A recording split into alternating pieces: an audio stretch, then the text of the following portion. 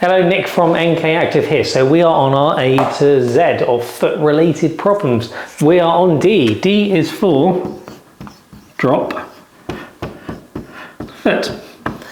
So what is a drop foot? Well, a drop foot that means when you're walking, normally what happens, you go through the gait cycle, foot hits the ground, you then lift up, go into swing phase, and the muscles then pull the foot up.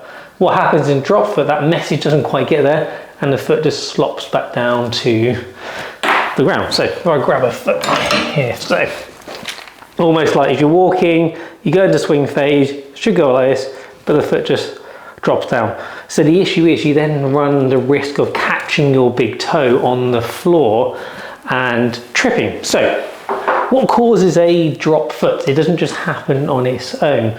This is normally there has been a neurological supply issue. So what do we mean by this? Well, the muscles have to have a nerve supply to get them to work and to function. And in the drop foot, the communication is just not working. So some reasons it can happen can be trauma. So if we look at here, the outside of the leg here, we've got our fibular bone there. I nearly forgot the name of it then. And what we have one of the peroneal nerves that wraps its head around, almost like around the head of the fibula in a little coil. And if you are in a skiing accident, in a twisting injury, or in a car crash when your knee's like this head of fibula is a little exposed. So if you damage that nerve, that can then result in a drop foot. And actually, do you not have a feel along the outside, just below your knee on the outside, rub your fingers along it, and you can sometimes ping that peroneal nerve and you'll feel a fuzzy sensation going down your leg. So other things that can occur, it can occur if someone's had a stroke. It can occur with polio, and we've actually recently had some polio cases in clinic as well. So there are a whole host of other neurological problems that it can occur. Now, unfortunately, once you've got drop foot, it's not one of those things you can really exercise yourself out of. If there's been nerve damage, that tends to be more of a permanent thing.